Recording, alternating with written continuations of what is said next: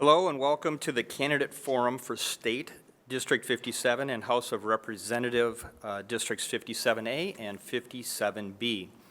Tonight's forum is brought to you by the Lakeville Chamber of Commerce. I'd like to welcome all of you in this room and those watching via live stream and through our rebroadcasts.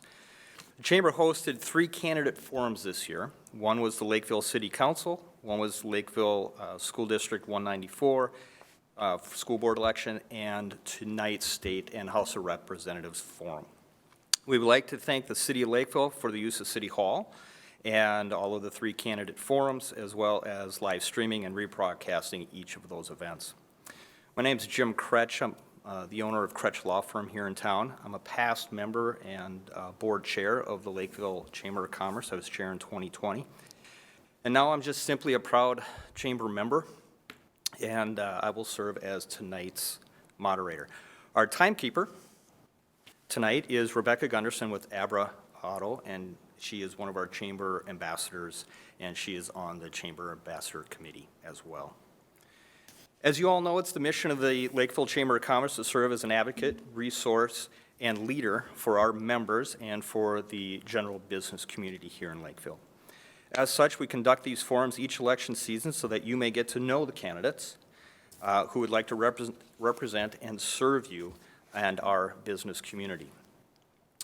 We invited all 6 candidates for District 57, and they're all in attendance tonight, so thank you very much for participating in the forum.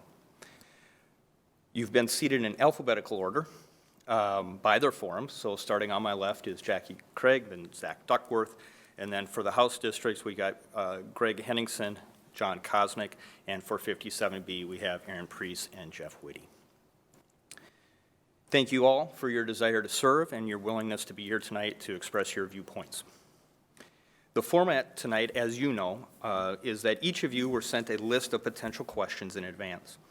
We will randomly draw those questions, and with the understanding that I, as a moderator, have the opportunity to ask a question or two if time permits.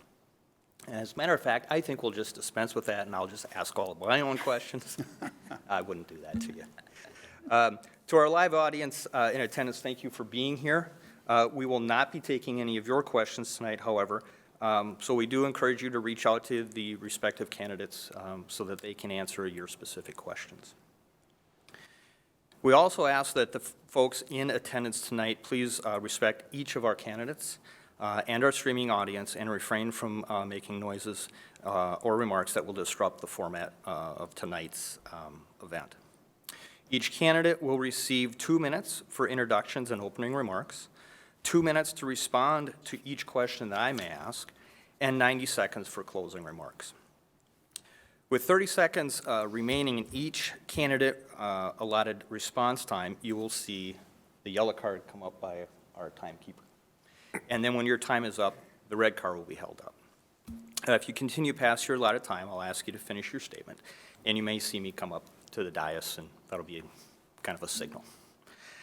Each question will be directed to all candidates. So as we discussed earlier, I'll ask the question, the candidate will answer, and you'll just cycle around, and then I'll come up for the second and third and succeeding questions. We recommend that you use your allotted time to answer the questions as they relate to you and your candidacy, and not to comment or respond to any other candidate's comments. This forum is intended to get to know each of you and why you want to serve our community, why you should be entrusted with each voter's vote. Are there any questions? All right, well, let's get started. Opening remarks. I think, Ms. Preese, you won the luck of the draw, and so we get to start with you for opening remarks. After you, Mr. Witte, and then back to Ms. Craig and so forth. Well, thank you, everyone, for being here tonight, and thank you to the Chamber for hosting and for the City of Lakeville for allowing us to use this space. It's an honor to be here tonight, and an honor to be the lucky winner of the first question. So, for those of you who I haven't had the chance to meet yet, I am a mother, I'm a teacher in Lakeville Public Schools, and I've been a longtime community safety advocate. I first got involved with politics when I was a stay-at-home mom of my 2 younger daughters, and I saw them playing school one day with their stuffed animals.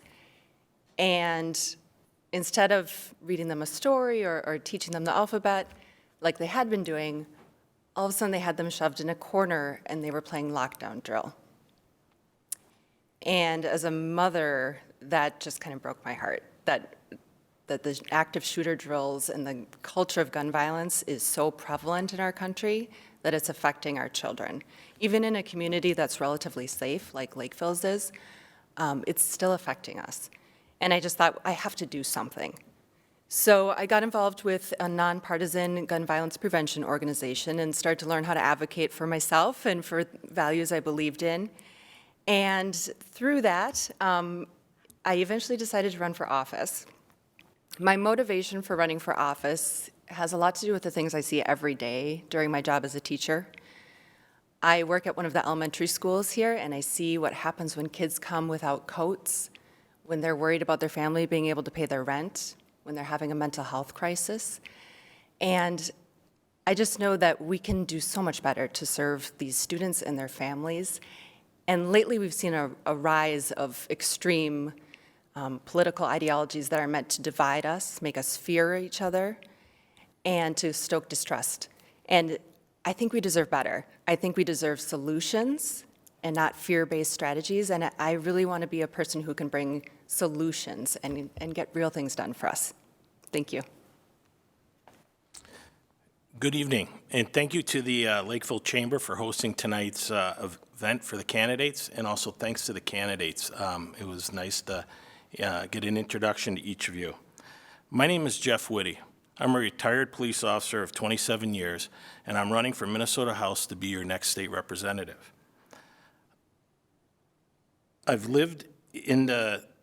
My family and I have lived in the district for 32 years. My wife, Jennifer, and I have raised 3 beautiful daughters who all graduated from Lakeville North. I took an oath once to protect and serve, and I will do so again to serve Lakeville and protect our common sense values. We have so many challenges facing our families and businesses, from the skyrocketing cost of inflation to concerns for our public safety and a surge in crime. We truly do have a lot of work to do. I'm not a politician. I'm a husband, a father, and a friend, and who is ready to serve my neighbors in Lakeville. Thank you. Hi, I'm Jackie Craig. I am running to serve you at the Minnesota Senate. And some of you may know me as a longtime volunteer. I've been a resident of Lakeville since my kids were tiny. And I've been active as a board member, a nonprofit leader, education advocate, volunteer, and mom. I know that for so many of us and for so many reasons, the last few years have been challenging, to say the least. The dark times have cast a light on who we are. They've illuminated our weaknesses, but also underlying strengths and our resilience. We've all grieved in these past years, whether from attacks on our health, our security, our finances, our identity as people and as Americans, leaving many uncertain about the future. But now's not the time for Minnesotans to wallow in fear. Now is the time to muster our courage and march ahead with confidence, knowing that we have the strength, talent, and resources to address our current challenges as well as those lying ahead. We must again tap into our pioneering spirit, celebrating and encouraging those who are striving to get ahead, whether they're a small business owner or an employee working their way up at one of our local businesses. Again, I'm Jackie Craig. I've been serving this community as a volunteer and also as a substitute teacher, and I would really appreciate earning your vote. Thank you. Good evening. Thanks to the Lakeville Chamber of Commerce for hosting. My name is Zach Duckworth. My wife Carly and I are Lakeville graduates and have 3 kids, Grace, Logan, and baby Leo. I have the honor of serving in the state Senate, and I'm hoping to continue serving the people of our district. I've been a soldier in the Minnesota Army National Guard for 17 years. I'm a volunteer firefighter, former Lakeville School Board member, and small business owner. I want to start by thanking the voters for trusting me to work on their behalf at the state capitol. A lot has happened over the last couple of years. That's probably an understatement. We brought our state out of a shutdown, reopened our schools, and reopened our economy. Knowing that our kids needed help regarding learning loss, we passed the largest increase to Minnesota's investment in our kids and schools in 15 years. We passed $1 billion in tax cuts for Minnesota families to ease their burden, and we prioritized public safety by increasing resources for our local law enforcement officers while putting in place strict penalties for violent crimes. I was called upon once again to help with civil unrest in the Twin Cities and deployed to the Middle East in service of our country. As a matter of fact, I was overseas at this time last year. Thankfully, I returned just in time to welcome the newest addition to our family.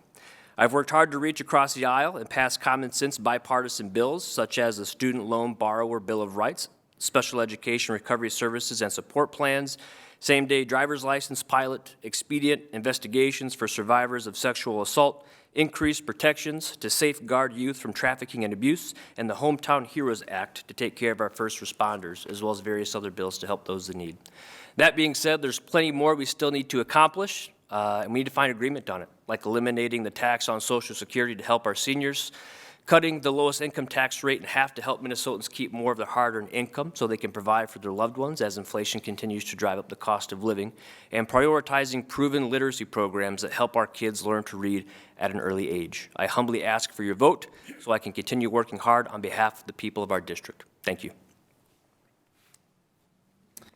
Hello, my name is Greg Henningsen. I am running against incumbent Jon Koznick for the House seat in 57A. I'm doing so because I want to be part of the solution to a problem that I think we can all agree on has gotten bad and doesn't seem like there's really sign of it getting better, and that is partisanship, dysfunctional government, and divisiveness. I guess one of the points I would make about dysfunctional government is how we lawmakers were unable to do anything with the giant surplus that exists when there's many Minnesotans that are in need of help right now, not to mention infrastructure and funding education, and the list just goes on. The partisan contention at the Capitol is hurting Minnesotans. Actually, what I believe is politicians need to get over themselves and their parties and prioritize the people. I'm a regular guy, not a politician, construction worker. And us regular people have actually quite a bit of work to do as well. And that is to address political polarization that is dividing our community, our nation, and even our families. It's not easy. It's going to require hard conversations, listening, and prioritizing relationships. I guess I just had my 2 minutes up. Thank you. Good evening. My name is Jon Koznick, and it's a pleasure to be here with the Chamber tonight. I'd like to thank my wife, Patty, and my two daughters, Claire and Carly, for their support in putting up with all that goes along with serving public office. And I must admit, a few days ago, I was watching one of the other forums late at night, and I fell asleep. So thanks to those that are watching at home, and we'll try to keep your attention and keep you from falling asleep. It's been an honor to serve this community, and I'm proud of the many good and hardworking people to represent you and to fight for your values and stand up for you. A lot has changed since I've ran my first campaign. I might have been a little naive back then, but there is more division in our community now. And looking at the candidates, there are clear and contrasting policy in our approach to legislating. We as Republicans advocate for balanced and reasonable and a fiscally conservative approach to managing the state. much like families do in their homes. And looking at the last 2 years alone, it's time for change in Minnesota state government. And I'm asking for your support to stand up against Democrat socialist and radical Minneapolis Ilhan Omar approaches to defunding our police and being soft on crime, of increasing government programs that lack accountability and are filled with fraud, and to ending policy where schools have failing test scores and increased mental health issues. I will continue to support law enforcement efforts to make our communities safer. To fight inflation, I advocate for long-term permanent tax reform, including eliminating the Social Security tax and returning the surplus to taxpayers. We must ensure that students are prepared for the challenges of the future by setting standards that are focused on math, science, reading, and writing as core priorities. I'm State Representative Jon Koznick, and I again ask for your support.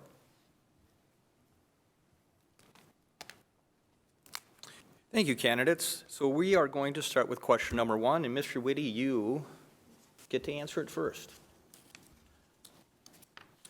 Our first topic is public safety.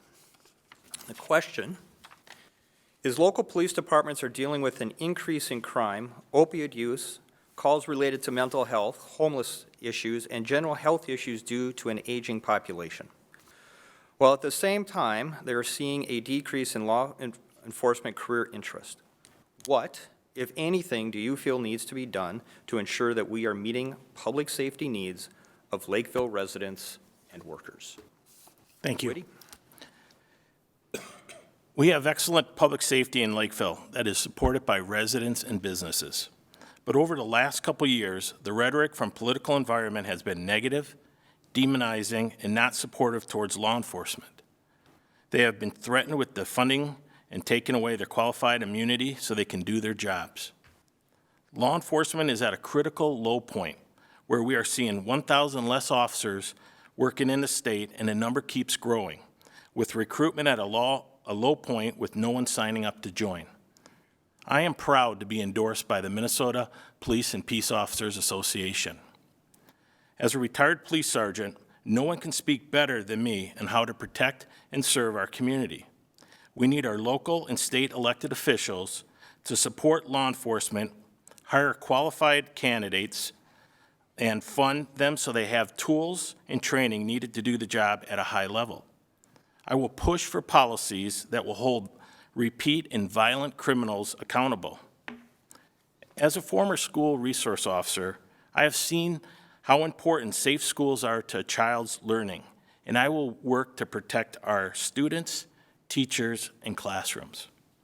It's also important that everyone understands that public safety starts with them, and that's especially true for businesses. Businesses being alert, having well-lit parking lots, getting to know the officers who will be coming out there when there are problems. There's a lot that can be done to prevent crime on the front, and I appreciate all the efforts of the Lakeville PD and the chamber members that do on that front. Thank you. Wonderful. I had the opportunity to hang out with the Dakota County Sheriff's Department, and I've also had the opportunity to do a ride-along with Lakeville Police Department. One of the biggest takeaways from that I discovered, and that I kind of already knew from years ago, education in criminal justice. Officers really appreciate working in roles they're trained for. Actually, I have a really neat story. When I was at the Dakota County Sheriff's Office, and we were getting a really neat demonstration by the K-9 department. And it was a younger officer, he was new. And of course, his senior officer was standing over in the corner. And he was like, you know, all these guys have been showing you these really flashy PowerPoints. And he says, I'm not going to do that. I'm trained in law enforcement and trained in this K-9 unit. That's what I'm trained for, and that's what I'm going to do. I think that message resonates. We really ask a lot of our law enforcement professionals. We ask them to be a shoulder to cry on, an emergency person to show up. One showed up to my house and really helped us lock down the situation when I had a family member ill. We ask a lot. What we need to start doing is something that we've already started doing across here and in our own wonderful city with our own department. Get other professionals who are trained in areas to help out the team. I love the idea of expanding. So public safety departments require the appropriate tools needed to do their jobs of protecting and serving our community, which takes funding. It's unfortunate that despite a $9 billion with a B dollar surplus, Senate Republicans walked away from negotiations, leaving the important work of Minnesota undone. I'll do the work. Thank you. First off, our local police and sheriff's deputies are outstanding, to include our state troopers, paramedics, firefighters, and other first responders. Local leadership in Lakeville, Elko New Market, Credit River, and Eureka all do an outstanding job keeping their residents safe and responding to their needs. I could not think of a better person to go to the state legislature, serve at the Capitol, than Jeff Witte, as a 27-year veteran of the police department. That's exactly who we need at the state capitol, making informed decisions and advising us in the state about how we should approach the very serious issue of rising crime. We're fortunate here in Lakeville and surrounding communities. We're fairly safe, but it hasn't gone unnoticed, certainly by our neighbors. A lot of law enforcement folks live in Lakeville and surrounding communities, and the stories I've heard about the rhetoric they've been subjected to is honestly shameful. And keep in mind, I served with these folks in a different capacity. Oftentimes, just this morning, I responded to a scene of a car accident with the fire department. Guess who was there? Lakeville PD, doing their job, keeping people safe. In the National Guard, it was maybe a different uniform, but when we were quelling civil unrest, it was the state troopers, state patrol, local police officers, sheriff deputies from all across the state doing the work to keep Minnesotans safe. We've got to change the rhetoric and continue to provide them the resources they need to keep our communities safe. I've carried countless bills in the state legislature to do just that. Funding for body cameras, funding to help our police officers and their loved ones when they fall in the line of duty. It's important, folks. This isn't just words. Change the rhetoric. Support our men and women of law enforcement, our brothers and sisters, moms, dads, family members. Let them know that we have their back, that we appreciate that they put their lives on the line every day to serve and protect our communities. Thank you. A part of this question is about attracting new officers, and I think it's been mentioned that the rhetoric, as it's been called, has diminished dignity in the job, and that is a shame.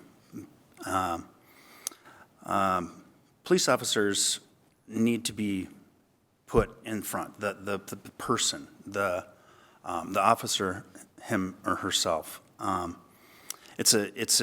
We all know it's a hard job.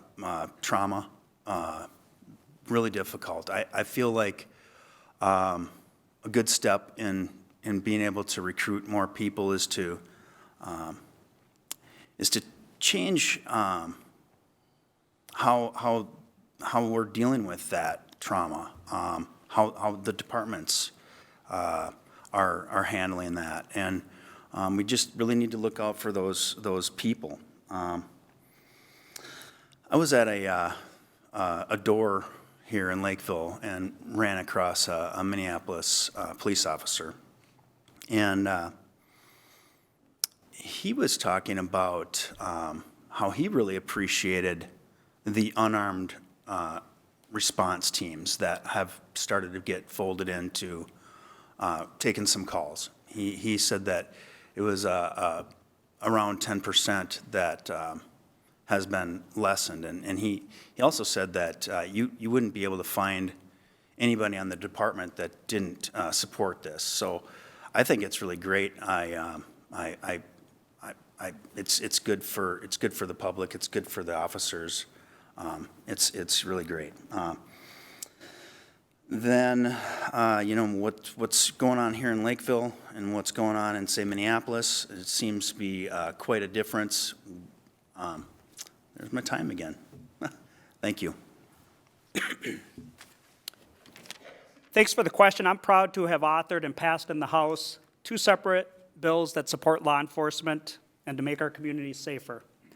One was to study the adequacy of police benefits when they're permanently and totally disabled. And the other is to establish and expand a program for mental health services for our first responders using equine therapy. And we passed that through the House, and we'll continue to work on that to make it a reality. However, I am very pleased to know that the Lakeville Public Safety Foundation has also supported these programs. And in fact, I think about 3 Lakeville first responders are benefiting from me highlighting that program.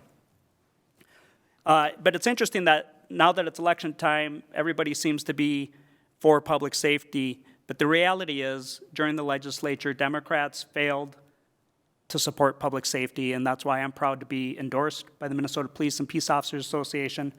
But when we had an opportunity to increase and be tough on crime and fentanyl dealers, Democrats failed and didn't pass that.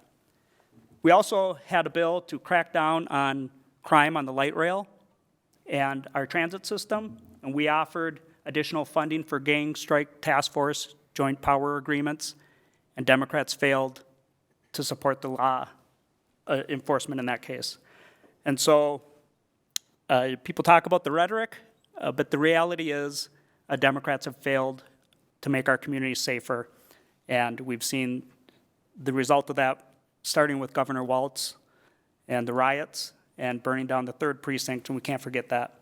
So I look forward to returning to the legislature and continuing to work and support our law enforcement and make our communities stronger and safer. First responders have an incredibly important and difficult job, and they absolutely deserve our respect, because when we have an emergency, we want them to be there for us. So we need to support them, and that starts with funding them. There was a $300 million bill that went through the House this past session that would have provided funding for police departments, and I was really disappointed that it didn't pass. I would have liked to see that money go towards strengthening our public safety system. We also need to look at public safety as not just a reactive piece, but also in a proactive way. Because once a police officer is called to the scene, it's already too late for that person. They've already crossed a threshold. And we can invest so much in proactive public safety systems that would help reduce the need for police officers to spend their time on mental health crises and substance abuse calls. I've spoken with one mother in Lakeville who is working really hard trying to get her 15-year-old daughter the help she needs. She needs a mental health inpatient facility, and there are no facilities available for her. There's an 18-month wait list. So when she has a mental health crisis, the only people they can call are the police officers. And then the girl's arrested, spends time in jail, gets out again, and then the cycle starts again. That's not the right thing to do. We need to make sure that our public safety system is funded in a way that we can better respond to all types of emergencies. And another piece of the public safety system is public education. We know that they predict how many jail beds they'll need in the future using 2nd grade reading scores. So if we can provide students with a better education when they're younger and more opportunities to see a better future for themselves, more mentorship opportunities, internships, they can see a better path for themselves, and that would help prevent crime in the first place. Thank you. Question number 2. Ms. Craig, are you ready?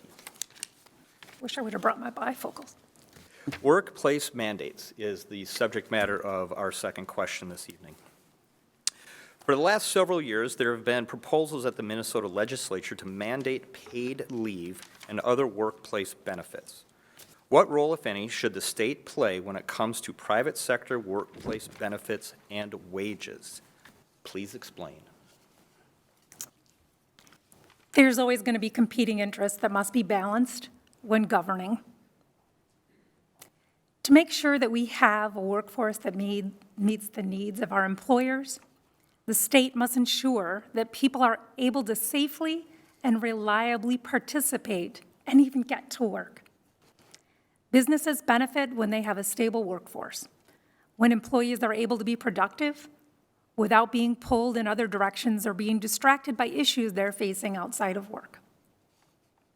People want to work. They want to be valued at work and use their skills and talents to find stability.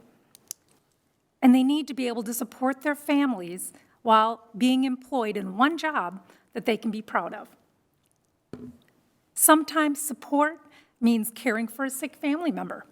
Sometimes it means having a healthy situation, kids or other extended family members, or having a healthy pregnancy and giving birth safely without going back to work the next week. Sometimes it means taking care of parents or extended family members again. Employers want to build the most productive workforce they can. And what we've learned is that employers must consider supporting their workers in new ways to retain them at high levels of productivity, which many of the folks from the chamber understand and are already putting things in place. Thank you. I support a public-private partnership to explore new ways in which we can grow our workforce and support our business community. Thank you. My wife and I are both self-employed. We've got 3 little kids. So you can imagine paid family leave is something that's fairly important to us. And I know it's important to countless Minnesota families. And as Lakeville continues to boom and grow, and Elko New Market and others, well, I can tell you when the bus comes into the neighborhood, I sometimes didn't realize we have that many kids in the neighborhood. There are so many. And so paid family leave is extremely important. But you really have 2 schools of thought when it comes to how you approach this. One school of thought is a government-run, government-controlled, mandated program. The other one is a private sector solution that trusts our small businesses, our small business owners and their employees to figure out what works best for them. I co-authored a bill in the Senate specifically to find a way to bring about that private sector solution to paid family leave. It allows for tax credits and a new form of insurance that would allow small businesses, in concert with their employees, to take out or apply for plans that would allow them that paid family leave benefit should they choose to utilize that. And I think, unfortunately, if you've been paying attention to some of the headlines more recently, you've noticed that, unfortunately, government programs are not, I'll put it to you this way, they're subject, unfortunately, sometimes to fraud. And I trust our small business owners and their employees to manage a program for them, their families, and their children, more so than I trust the state government to do so, especially in light of $250 million of fraud most recently. And that's not a dig, it's just a reality of the situation. When you have those 2 different options, I trust our business owners, I trust our employees. Let's find a good paid family leave option. I've supported that in the past, and I'll continue to support it in the future. Thank you. Right now, work and the compensation for work and the cost of living aren't lining up for most people. The state needs to play a role in matching up the compensation with cost of living. Not only should we support paid family and medical leave and mandate living wages for a path out of poverty, but also help fixing child care costs, post-secondary education costs, and I see basic needs that also need to be met, which are healthcare, education, safety, food, safe drinking water. And we definitely have a role in the state to meet these needs and to make a path out of poverty and make our workforce resilient. And this is just not only good for those people that are being helped out, but also for the business community who will actually benefit from a strong workforce. Thank you. I don't think that the state should be involved in setting private bargaining agreements or contracts between employers and employees. We should let the free market dictate. An example of that is if you look at what employers are willing to pay people right now, it's well above the minimum wage that the state and federal government sets. The idea of paid family leave and having a private sector option, very similar to short-term disability, something that we used in my family when we had children so that we could be off work and with our children a little bit longer than the benefit that was of free leave. That type of option and should be expanded. And I appreciate Senator Duckworth and the people on his bill in the Senate that were working on that. It's a better option, and it'll work more efficiently than the state mandating it. And it's just not efficient for the state to continue to put more mandates on businesses. They're struggling already the way it is. We looked at this bill. Democrats tried to ram it through the House. It was something like a $1.5 or $6 billion tax on employers, and nobody would see a benefit for a couple years on that. Right now we have, thanks to the Waltz and Biden economy, the 40-year highest inflation that we've had. And these types of mandates that we continue to put on our employers have caused people to close their businesses and actually created people to be out of work. So again, the free market should dictate those benefits for people. Last year at my school, we had kind of a mini baby boom. We had many teachers who were pregnant with their first children.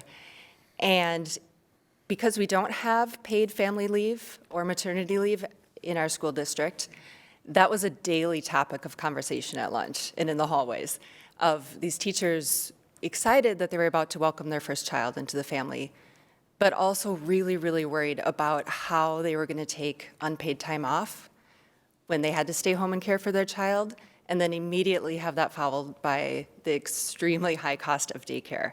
And they were really worried about it. And so many other countries in the world are able to offer paid family medical leave. I really believe that it's something we can do, but it's also the right thing to do. Because when a new parent is expecting a child, they should just be focused on that child and being together and bonding as a family. They shouldn't have to worry about whether they can keep paying their rent or their mortgage or their food bill. And so the bill that was introduced last year, it actually would have just been less than 1 percentage point of a payroll tax. It was 0.6%. And that would have been split between the employer and the employee, which comes out to, I believe it was $4 a week for the average family. It's a small price to pay for some financial security in those early days when you need to be able to spend time with your family and your children. And the bill was modeled much after the Social Security system that we have. That's a program that works well.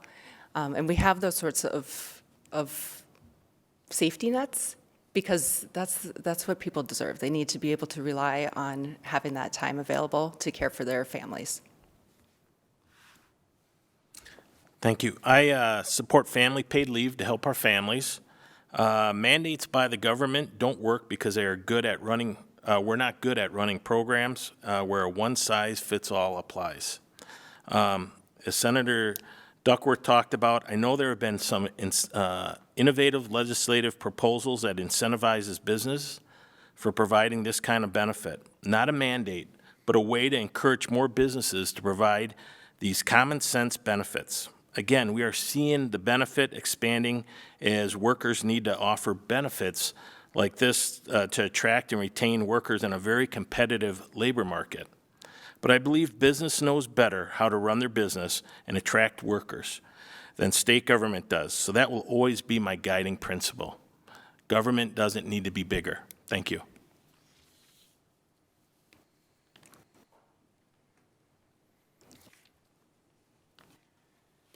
Question number 3. Topic is connections. Mr. Duckworth, you are up. Given that the Chamber is a business organization, tell us specifically how your connections to the local business community and/or any business background that you have.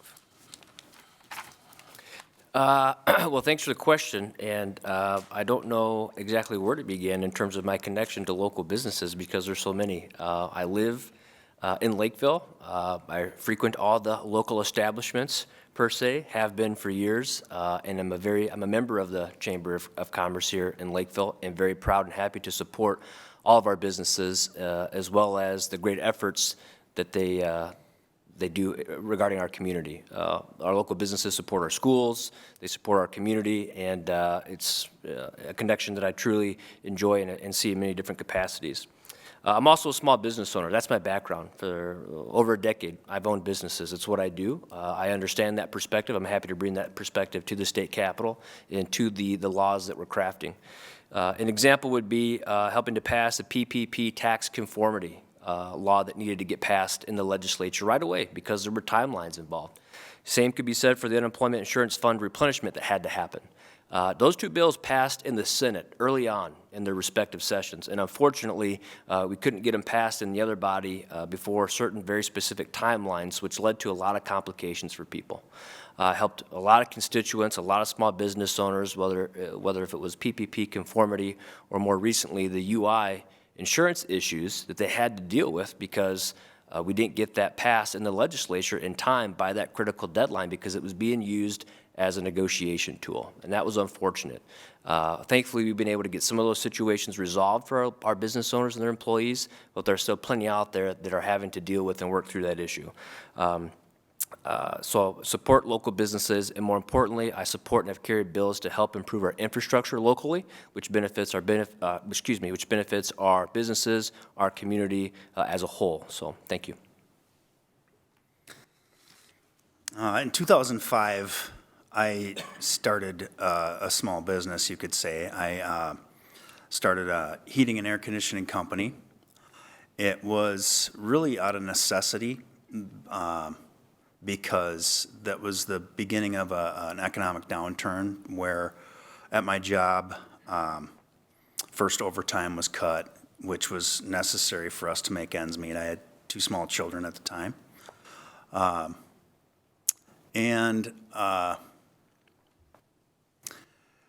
So it was hard work, and it's been good for me. It's been good for our family. It's worked out well, but not everybody has the option to do that. For one thing, most people's background or job that they do, it doesn't fit to start a small business that way, or they're not. They don't have access to capital to start that. I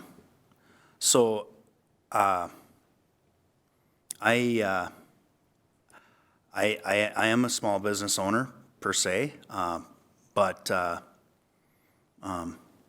really feel like we need to do a great job of supporting people that were in my spot that don't have that option. Thank you. Thanks for the question. I am a 22-year resident of Lakeville. I have been a chamber member for probably about 20 years.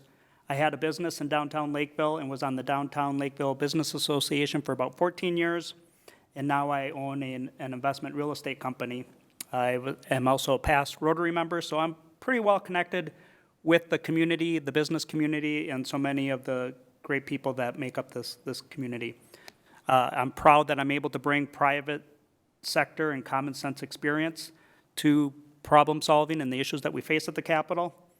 But we have 40-year high inflation, and we've got here somebody that wants to increase the payroll tax just a little bit, but we also have a surplus of over $9 billion that we need to return to taxpayers. And as business owners and people operate their own family budgets, that's the best thing that we can do to lower inflation, is to lower the cost of operating a business and provide more income to people in their family pocketbooks.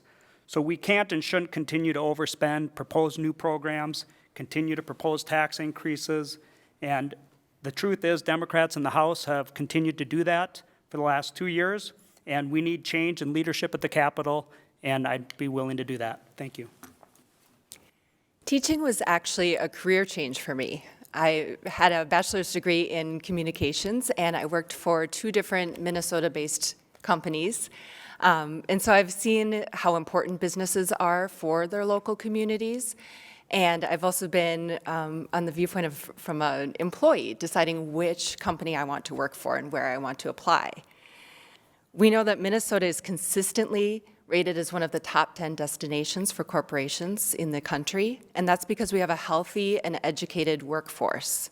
So we need to continue to make investments in our communities and our education system to make sure that we can attract and retain more businesses to Minnesota. I also want to make sure that we are focusing on giving small businesses the supports they need to succeed. I know that our small businesses in Lakeville have contributed greatly to kind of a revival of our downtown area here. And it's just really become kind of the heart of the city, and it provides a community space for people to get together and provides local jobs. And I want to make sure that we are able to provide laws that continue to give supports for those small businesses to succeed. I'm more than happy to work across the aisle to make sure that we can make good decisions working with our local businesses here, because we need to make sure that we are supporting those businesses and keeping them afloat during this time. After my retirement of 27 years from law enforcement, where I managed and led officers and directed critical incidents, I searched for opportunities to serve.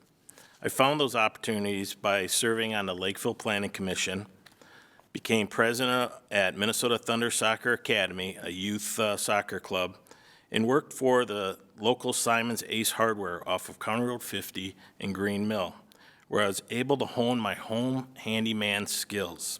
Now, Jennifer might disagree with that, but I enjoyed the opportunity to help, serve, and meet many of my Lakeville neighbors. Over the last 6 years, I've served on the Planning Commission with the last 2 years as chair. One of the functions of the commission, or Planning Commission, is to promote orderly and economically sound development. Over the years, we have seen our housing, business, and industrial development greatly grow and expand. This shows that Lakeville continues to be a great place to live, work, and raise a family. Also, as a longtime police officer, you really see how important a vibrant business community is to our quality of life. Patrolling the city, it is clear that successful and community-minded businesses add so much by creating good jobs, providing needed products and services, and just demonstrating community pride. I want to thank the members of the Lakeville Chamber of Commerce for all they do on that front. Thank you to the Lakeville Chamber as well. I love to buy things from our local businesses, especially those wonderful shops we have downtown. They're pretty great. My experience working with businesses is bridging those government programs to make sure they are efficient, effective, and workable. I worked managing programs for employment and training services, along with workforce development. So I saw a lot of individuals who needed a little help getting into those jobs. I created the employer advisory board at one of the places I worked. And in that role, we began working together to help employers understand unemployment insurance and how the taxes worked, because they don't always have great information on that, folks in HR. And so we also work to find opportunities to get people in the door at jobs they maybe wouldn't have been considered for before. A lot of second chances and different programs to help be a little more flexible for people who struggle to get to work on time because they don't have money to buy a new car. Those are real issues that people face. And when we can bridge that gap between employers and people who want to be employed, there's a lot of good that can be done there, and there's a lot of effective government programs in that area, including jobs training programs. I even did a HAZWOPER program, which was really cool. Nursing programs to help educate individuals in critically needed services in our communities. So there's a lot we can do with public and private partnerships. I'd like to see more of that done, and I think our employers would too. Thank you.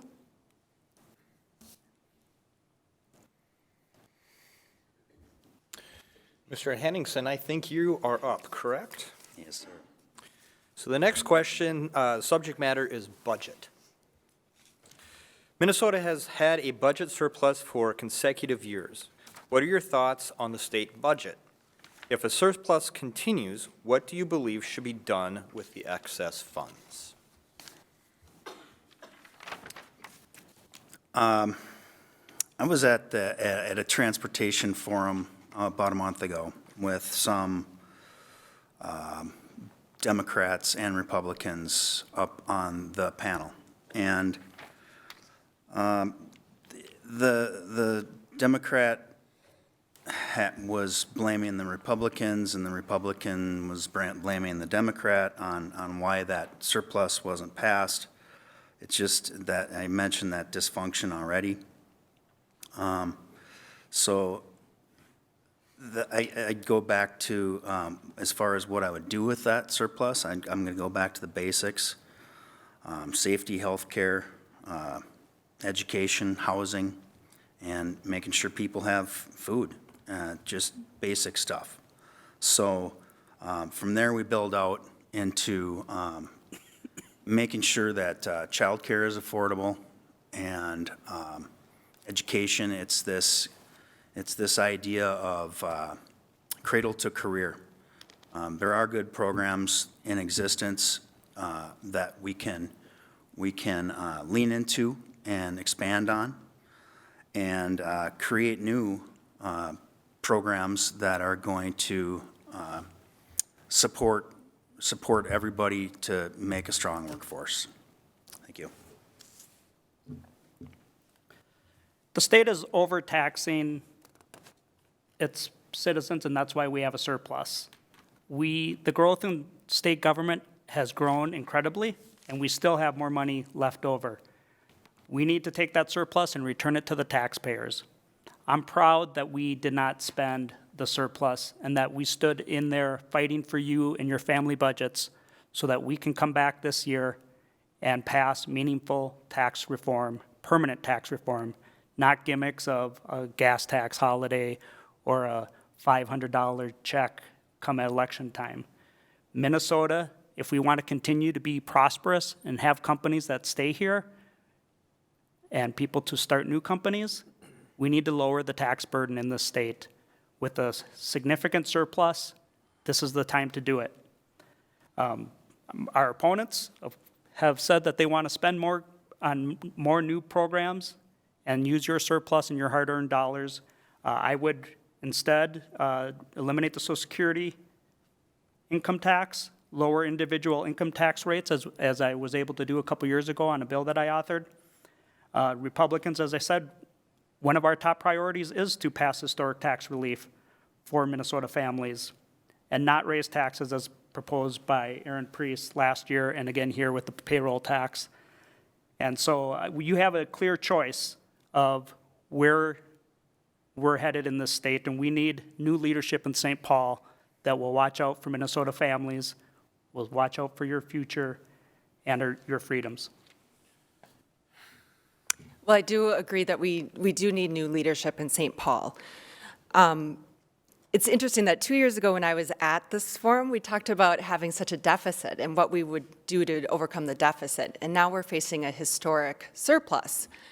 So it really goes back to having smart money management and thinking both in the short term and the long term to make our best decisions with what to do with this financial situation we're in.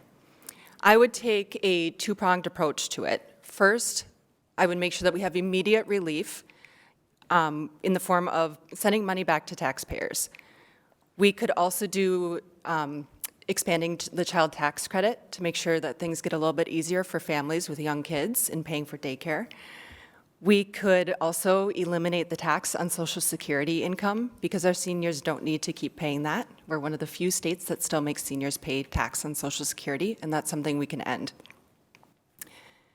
As far as long-term investments, I would want to make sure that we are able to repair our infrastructure, so our roads and bridges with some robust bonding bills.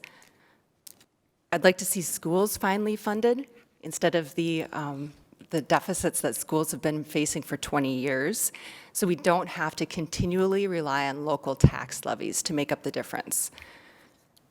We should have high-quality schools because they are crucial for our economy and they attract new families to Lakeville, and they also help keep our property values high. So these are all things that will benefit all of us in the long term.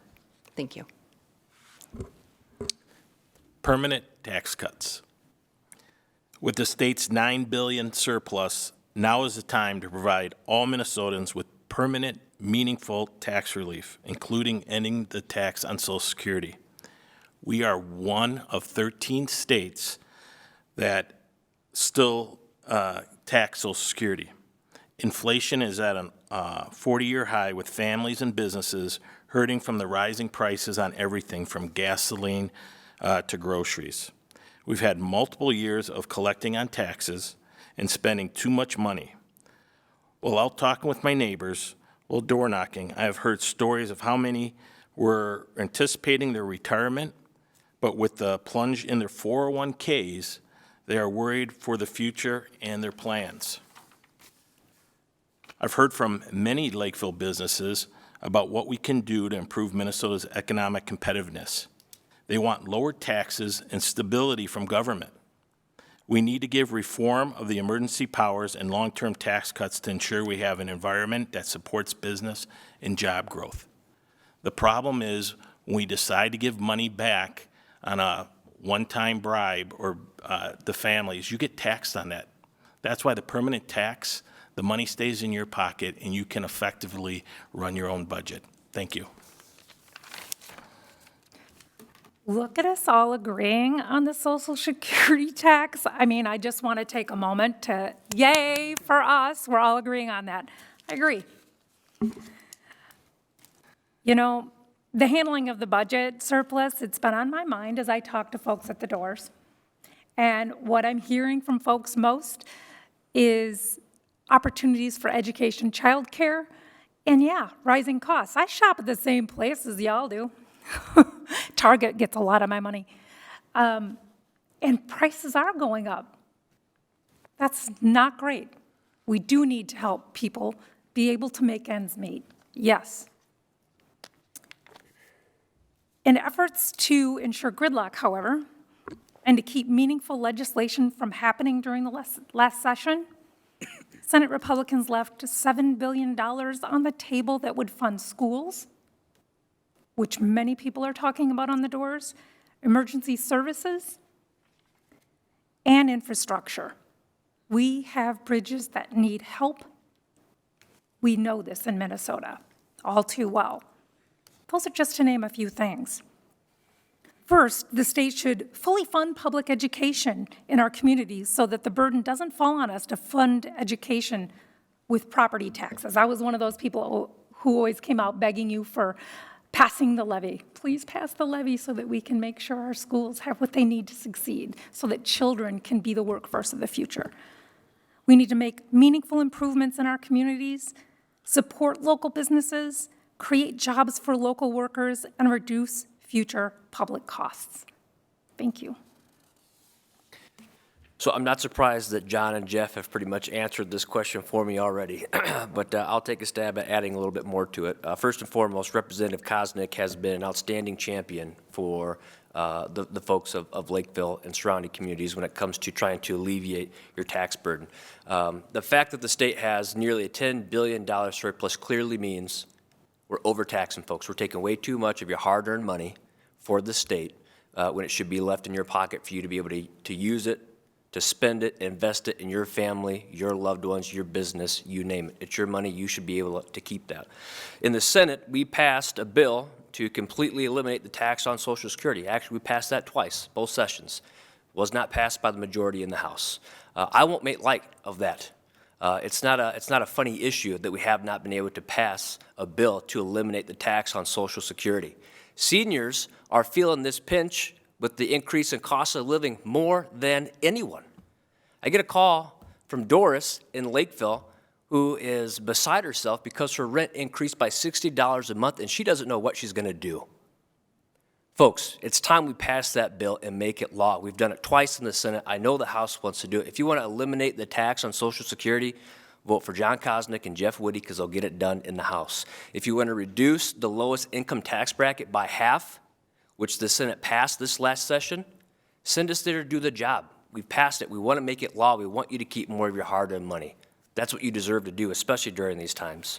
Any excess we have should first be put a prudent amount toward a reserve, and then toward education, infrastructure, and public safety. I was on the Education Conference Committee, and those on my side of the aisle voted for a $1 billion investment in our schools again this last session. Folks on the other side of the aisle on that conference committee either voted no or abstained. Pay attention. We support our schools. We support education. We just want to do it smart and in a way that's accountable. Thank you.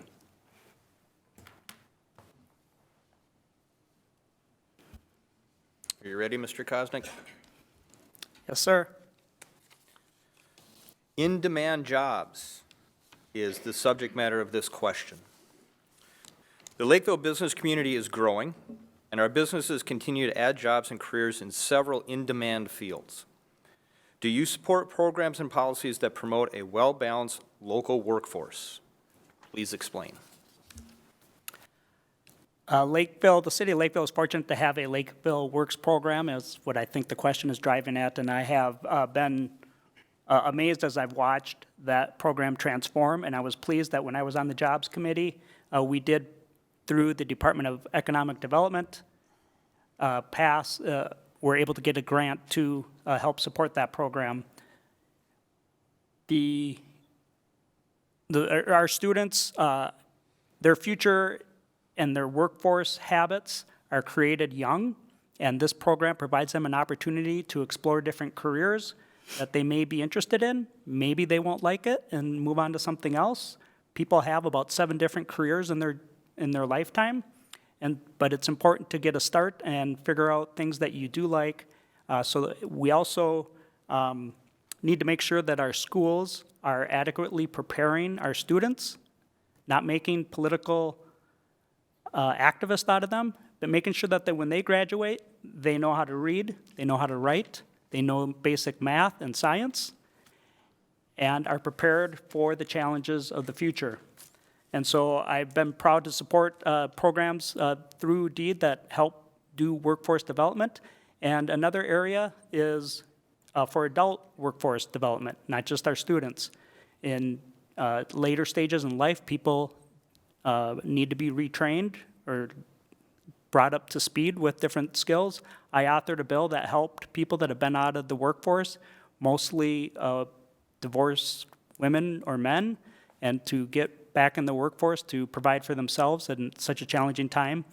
And that bill, those people that I've helped, has been amazing. One of the few things that we pass, and very rewarding to see those families come to me and thank me for that. And so I think it's important to do that. We'll just stop there. Thank you. Every year I do a unit with my 5th grade students about their choices and opportunities they might have after high school. And we don't just look at 4-year universities. I also have them look at community colleges, technical schools, trade schools, and we talk about all the different choices that they could make.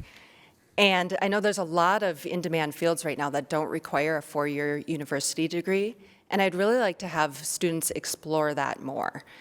There's a lot of fields such as home health care aides or child care or pipe fitters or plumbers that we need more people going into.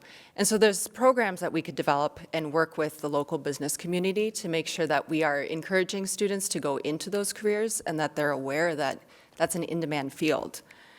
I would be happy to partner with the local business community and encourage other schools to work on internships or apprenticeships so that high school students could get immediate job experience in the community. And then once we have our students well-trained and they begin working in those fields, we should definitely make sure that we are investing in our communities and our schools so that those employees decide to stay in Minnesota and raise their families here, because we all benefit from a well-trained, educated workforce. Yes, I will support programs and policies that will promote a well-balanced workforce. We have seen the success of the Lakeville Works program. There is a high demand for workers, and Lakeville Work program works with all generations to find job connections. The partnership with school, district, Dakota County VOTEC, and businesses help the connections between high school students and businesses via job shadowing and taking college classes while still in school. The goal is to find good, qualified people who want to work in fields of need. College is one path to finding a lasting career. We also have trade schools, on-the-job training, and mentorships. While serving on the Planning Commission, we have worked to create a strong balance between commercial and industrial development, with a focus on keeping housing affordable for all stages of life. Lakeville is a city where you can live, work, and play. I appreciate all the work the Lakeville Chamber has done in partnership with our education institutions. We need to continue to find leaders for our schools, colleges, and universities who understand the importance of connecting the education system to the economy, so kids make choices of an educational path that leads to career opportunities. Thank you. Lakeville Works makes me sing.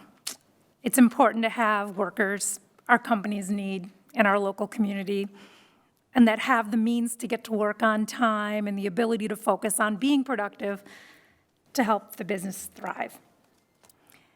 Again, during my time managing employment and training programs, I worked with employers to create and expand OJT, on-the-job training programs, and targeted educational programs such as certified nursing assistant programs with that great need, and develop those using public-private partnerships to make sure that we had the workforce for the future. We've known these shortages were coming for like 20 years. This is no big surprise that we're having a tight market here. We've known it. Deed's known it. Anybody who's connected with any of those programs have known that for, again, 20 years. And in those programs, I helped workers understand in-demand jobs and supported their efforts to become skilled in promising career fields with opportunities for growth. And again, I created an employer advisory board to partner with employers who are interested in discovering ways to attract workers in roles that were often difficult to fill. Many of the barriers we collaborated to break down were around workers being able to find that affordable housing, that reliable transportation, and childcare. Send me to the Senate. I will put that knowledge, those skills to work for you. Thank you. Do I support programs and policies that promote a well-balanced local workforce? I think the simple answer is yes. I work in a profession that does not require any level of college education, and nor do I require any folks that I hire to have college-level education at all. While I was on the school board here in Lakeville, I was very supportive of the Lakeville Works program. I certainly can't take credit for it. It's something that the Chamber and other local businesses have been doing for years. Quite frankly, they have grown what is a model that should be utilized all across the state and country for school districts and local businesses. Up at the state legislature, being on the Education Committee, I've spoken several times about Lakeville Works, encourage folks to come up and testify about our program, how well it works, so that others can learn from it and so it can find its way to other places that have a similar interest and vice versa. I've also in the Senate supported several vocational programs in schools, grants to folks that are seeking to go become educated in the trades so they can learn great useful skills that benefit our communities, that benefit our local economy, and that set them up for success in well-paying careers, jobs for them and their family for years to come.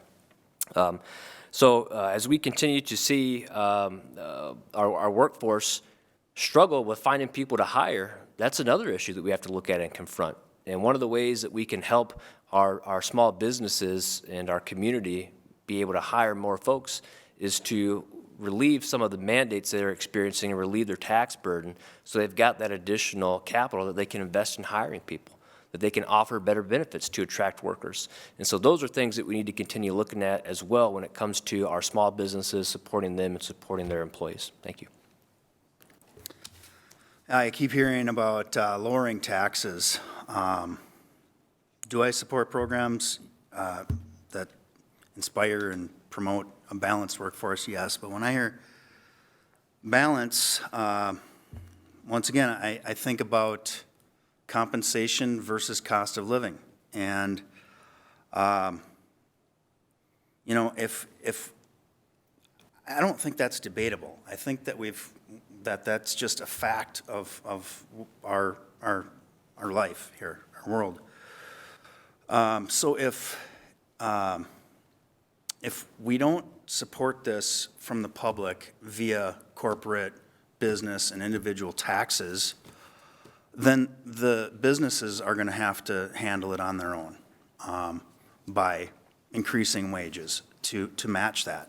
I know that businesses have increased their pay, but it's not. We're not there yet.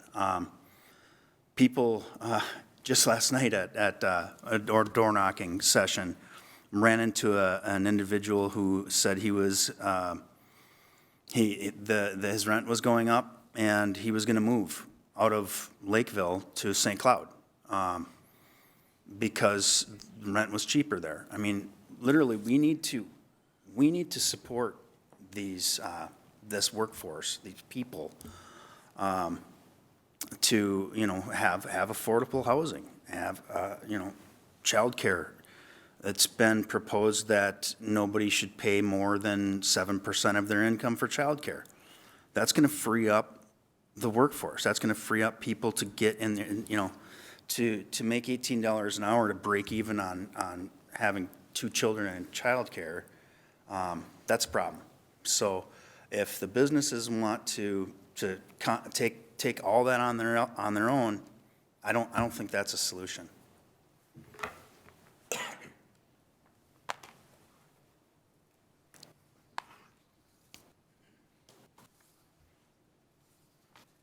Ms. Preese, you have the next question. Business retention is the subject matter.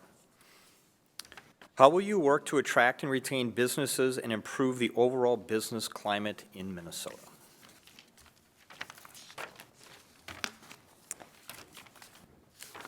Minnesota is home to some of the biggest businesses and corporations in the world. And we attract those companies and the people that want to work for them because we have such a high quality of life here. When I look at the Chamber's website, they talk about our great school system here. They talk about our green spaces and our parks, our proximity to local attractions and cultural areas. And those are the types of things that make people want to live here and work here and stay here.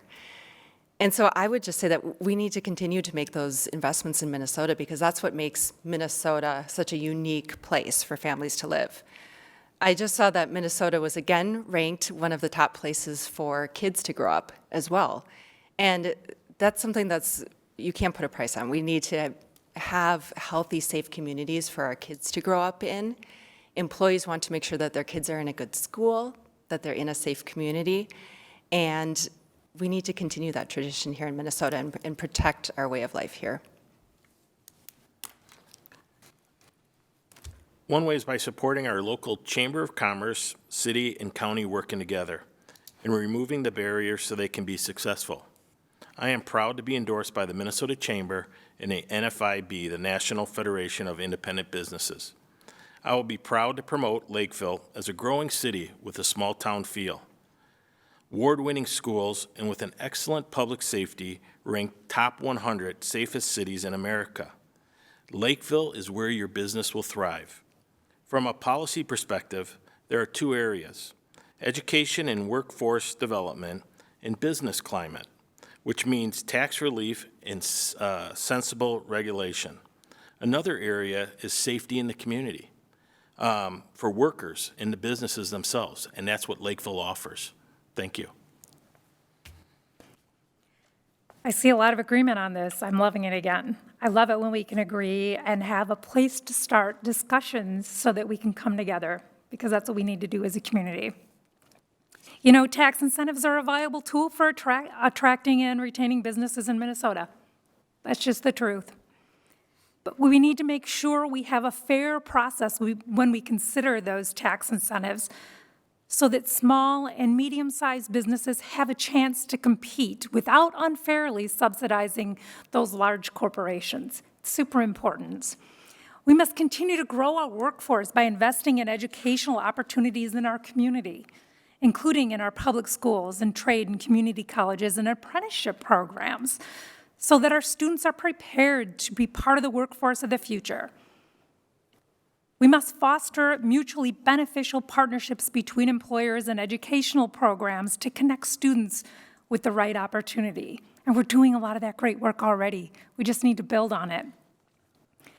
Having strong schools helps us compete with other communities and states for workers. Having workers who live here has obvious advantages for our employers. Schools are an important element parents consider when considering relocating for work. And we must ensure that there are affordable health insurance options for entrepreneurs and small businesses. Those are things that I'll focus on, along with other issues that come up when I talk to business owners, because I plan to be available for people when I'm at your Minnesota Summit. Thank you very much. How will I work to attract and retain businesses and improve the overall business climate in Minnesota? Well, I think first and foremost, when you look at cities like Lakeville, Elko, Newmarket, Credit River, townships like Eureka, they offer a great model for how to do exactly that. I'll use Lakeville as an example. They've kept their tax burden low. They've reduced or prevented several mandates. They have great schools and they have great public safety. If we do that as a state, the business climate will be fantastic. Right now, when you look at our tax rate on small businesses, it's one of the highest in the nation. That's something that we can fix, especially when we have such large surplus like we were talking about earlier. You know, I have to give a lot of kudos to the city of Lakeville and folks like Jeff Witte on the Planning Commission, because they are the ones responsible for putting together the plan and creating the climate that we experience here at the local level that has benefited the city of Lakeville and surrounding communities and added to that growth and attracting of businesses and other local leaders that are a part of that process here at the city government. And so that's the model we have to follow. Let's allow our businesses and their employees to do what they do best, get the work done. Let's reduce their tax burden so they've got capital that they can invest in their businesses, in their products, in their services, in their employees. Let's make sure that we're continuing to have fantastic and great schools, because we know that's beneficial to the community, which attracts workers, which thereby are employees of those businesses. And last but not least, we have to make sure that the public safety is in place to keep everyone safe so they can go about doing what they need to do on a daily basis. And let's add to that making sure that we have the appropriate infrastructure that we need to for those local businesses and our residents to be able to do what they need to do to succeed. Thank you. Lakeville is really a great model. We've got a great community here, and I think that the state would do well to replicate much of what we have going on here. I think that we need to promote and encourage local works, instead of global and more corporate. Keep things in-house here in Minnesota. Like a farm-to-school program, leaning into things like that we do some of that already, do more of it, really supporting small businesses. We need to have, as I've mentioned already, the affordable housing and childcare. So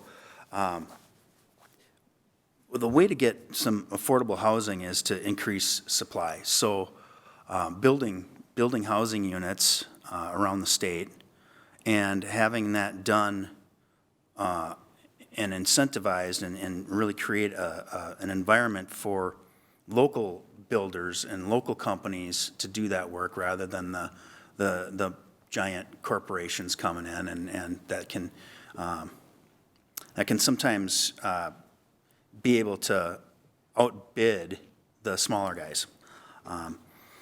So the last thing is to continue to invest in our people, because that's really our greatest asset here in Minnesota is our workforce. And that's, you know, if we've got this great and capable workforce, that will attract businesses. To attract and retain businesses and improve the overall business climate in Minnesota, not just in this district, we need to reduce regulations and mandates and not continue to add to them. I would propose to keep a tight lid on taxes, especially the commercial and industrial property tax levy, and there may be some movement some movement to increase the exemption on the general tax levy that's currently for the first $100,000 of property tax value for commercial industrial. That tax was put in place only under Governor Ventura to help plug a deficit at the time. And I would note that there's a lot of talk about education and fully funding education. What that really means, and I don't think some of the people on this panel understand, what that really means is fully fund Minneapolis and St. Paul schools and leaving Lakeville and Prior Lake schools out of the loop. And so you might want to take a look at how those funding mechanisms work. And I was glad to hear a two-prong approach. We've already admitted that Erin Preese will raise taxes, but the two-prong approach that I'm hearing from you is to tax and spend. We have an oversupply of taxpayer dollars in our surplus, and we need to return that to the taxpayers and not tax and spend. State government was fully funded last biennium, and so everything was fully funded, and we didn't need to continue to raise taxes. Additionally, for retention and business improvement later this month, I'm proud that we'll be participating and hosting a roundtable with the Minnesota Latino Affairs Council for organizations that are doing workforce outreach in the Latino community, but also providing some additional attainment, post-secondary high school attainment, whether it's a certificate in some of the trades, a 2-year college, a 4-year plan, and to improve their workforce. So that's what I would do.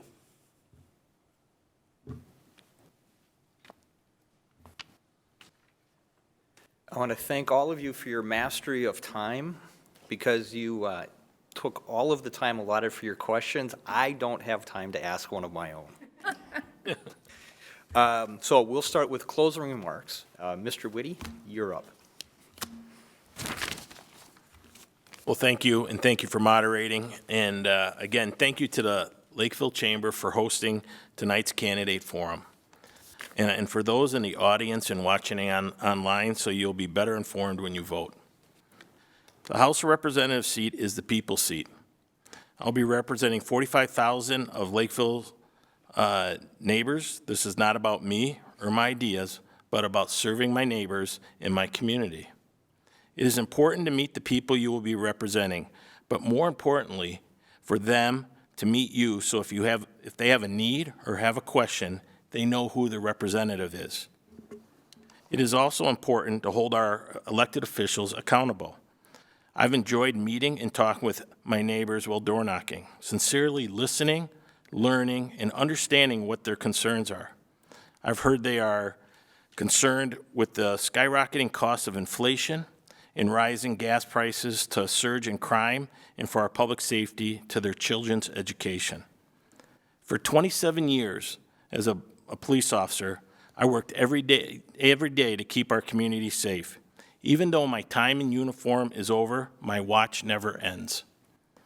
I will continue to work every day in St. Paul to make sure Lakeville remains a safe place to live, work, and raise a family.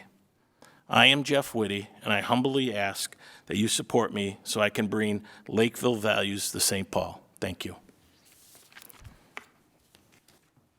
Thank you all for being here. Thank you to the chamber and everyone up here. It has been very entertaining.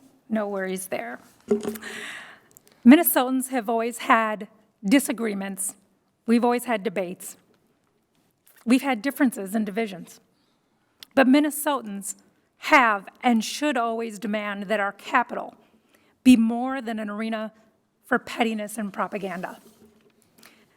Minnesota demands leaders with the courage to fight for our citizens, our communities, and our institutions. That includes our businesses. Minnesotans must continue, as we have in the past, to work together and blaze a path forward.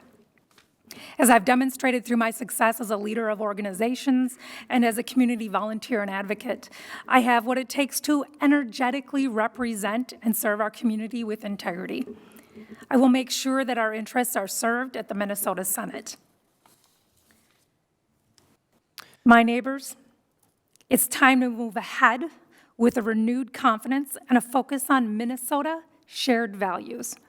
Together, we can and must move forward and position our local communities to seize the opportunities ahead. I'm Jackie Craig. I'm running for Minnesota Senate. Really would appreciate your support. Thank you. Thank you again for your time this evening. If you've learned anything about my background, you know it's rooted in service to our country, our state, and our community. I take the responsibility to represent and work hard on behalf of our district seriously. I don't participate in partisan bickering, divisive antics on social media, or political stunts. All that does is distract us from our job of serving the people and getting the work done that benefits them and their loved ones. I'm not pushing some radical or extreme agenda. I'm a dad, a veteran, firefighter, who's only insisting on common sense and finding common ground so that we can deliver for the people of Minnesota. I've shown that I can do just that, and I'm eager to do even more. I'll continue advocating for our kids in schools, help you deal with inflation by reducing your tax burden, support our police, improve public safety, and continue delivering practical legislation that solves real-life, everyday problems for the people of Minnesota.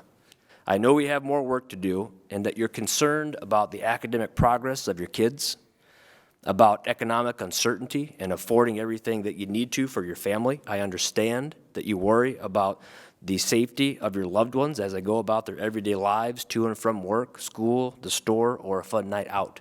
I share your concerns and know that we have the ability to chart a course for our state that puts you at ease and ensures a great future for your family, for our community, and for our state. I would be honored to earn your vote this November. Thank you.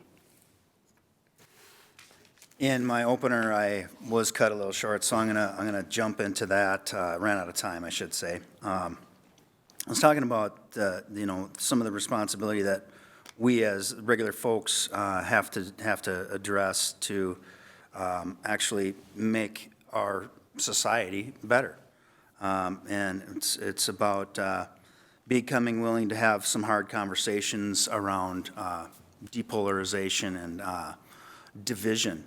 It's really, I find it to be very disturbing and important that we work on it. So another part of that is becoming willing to quit media that divides. I think, the people have the power to make these great changes. They can realize this power when by their choices and their actions. This election, we have a chance to vote people in that want to create solutions for the Minnesotans and vote people out that have proven to be part of this partisan divide. So when I'm in, there I go again. Thank you.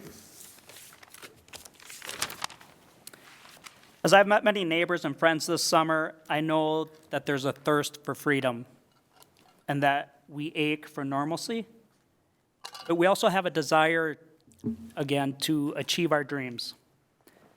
Friends, we are at a crossroads in this state, and after the last few years of lockdowns, shutdowns, mandates, curfews, riots, increasing crime, 40-year high inflation, distance learning, and parents' voices being ignored, we need new leadership in the Minnesota House. We offer a vision that restores the rule of law, returns the surplus with permanent tax reform, and respects parents' voice to advocate for their students. I'm thankful for supporters like my neighbor down the street, Jennifer, who hugged me when dropping off a yard sign because she said it offered hope that we can change the course of the state. I'm also thankful for a guy I met, Lloyd, out in Credit River, 87-year-old 3M retired engineer. He drove me around his neighborhood in his golf cart because he wants someone fighting against the Democrats and Governor Walz's abuse of emergency powers that shut down this state. It's also sad for me to no longer represent the eastern part of Lakeville. I want to thank so many that have supported me and welcomed me into their homes. While you can't vote for me anymore, I will continue to be voting for you and the common sense approach on the issues that we all are facing. My experience will help address the unique needs of smaller and growing communities like Credit River, Elko New Market, and the townships, and in addition to Lakeville. I know that together we will get back to the path of prosperity. I'm State Representative Jon Koznick. Thank you for your kindness and your support. Minnesota works best when we work together. Now, it's easy to sit up here and blame the other side and talk about our problems and point fingers. We could do that all day. But that doesn't bring us solutions. Real leadership means that you are more focused on solutions that will help people than staying in this partisan divide and stoking fear and division and spreading misinformation. Real leaders are focused on what will help other people and the solutions we can provide to help people. I want to be that leader for Lakeville. I've spoken with thousands of people in my district over the last several years, and the one thing I keep hearing over and over is they're tired of the political games. The partisanship and the extremism is serving no one. I think it's time we move past it. I'm happy to talk with everybody, even people who might not think that they agree with me. I'm happy to have those hard conversations, and almost always I'm willing to find a place where we can agree on. I'd love to earn your vote this year. I'd be honored to be your state representative. I am happy to talk to anybody and find our common ground, to find common sense solutions for us. I'm not going to block you on Twitter. I will always take your phone call, and I'm happy to work with everybody. So I hope to earn your vote this year.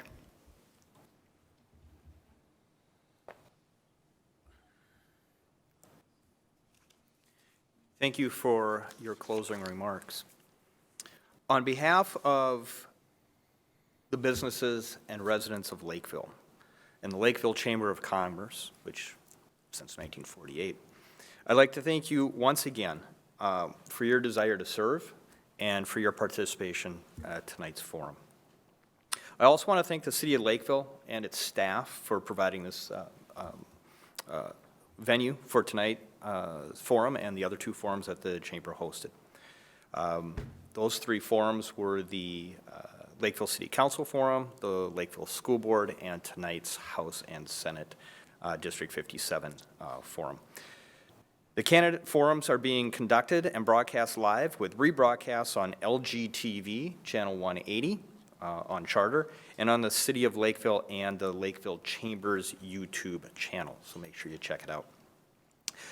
You may contact the Chamber at 952-469-2020 for the link, and we want to make sure that everybody understands the Lakeville Chamber does not and will not endorse any candidate for public office. On behalf of the Chamber, I want to thank you again for participating. I want to thank everybody in the arena tonight for coming and viewing, and those at home for taking time out of your day to listen to these very important issues of the day. Thank you, and remember to vote on November 8th.